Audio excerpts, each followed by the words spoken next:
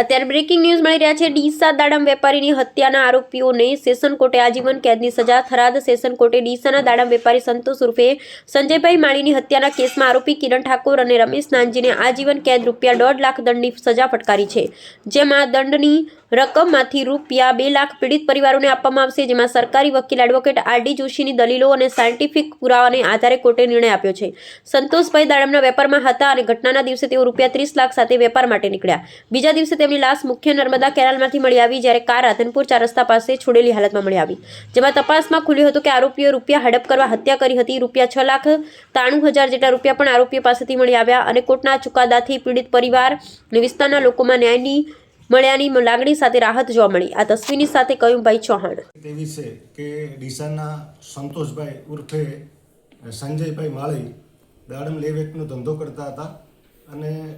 લાખણી, દિયોદર, વાવ અને થરાદના દાડમના ખેડૂતો સાથે મળી અને એમની સાથે દાડમ લેવાની અને દાડમના પૈસા ચૂકવવાના એવો એમનો ધંધો હતો। બનાવના દિવસે ડીસાથી ₹30 લાખ લઈ અને દાડમ લેવા માટે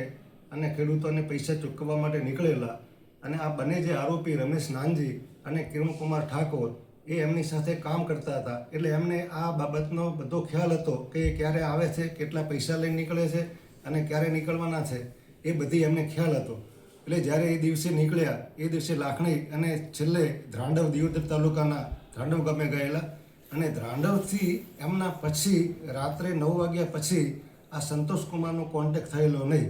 અને જ્યારે એમની પત્નીએ ફોન કર્યો ત્યારે એમણે કીધું હું અત્યારે ધ્રાંડવ છું અને એના પછી એમનો કોન્ટેક્ટ થયો નહીં, પરંતુ બીજા દિવસે એમની લાશ નર્મદા કેનાલમાંથી મળી આવેલી અને આ અંગેની ફરિયાદ હકીકત બીજા દિવસે મરનારના ભાઈએ થરાદ પોલીસ સ્ટેશનમાં આપેલી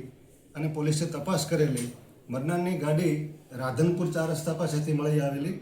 અને એના પછી એ લોકો પૈસા લઈને રહ્યા ગયેલા એની પણ જે સાંયોગિક પુરાવો મળી આવેલો અને પૈસા એમણે ₹6,93,000 જે જગ્યાએ રાખી મૂક્યા હતા, સંતાડેલા હતા, એ પૈસાની પણ રિકવરી કરવામાં આવેલી અને સાંયોગિક પુરાવાના આધારે નામદાર કોર્ટે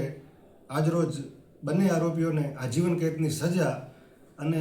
₹1,50,000 દરેકનો દંડ ફરમાવેલો છે। દંડ જો ભરે તો તે પૈકી ₹2 લાખ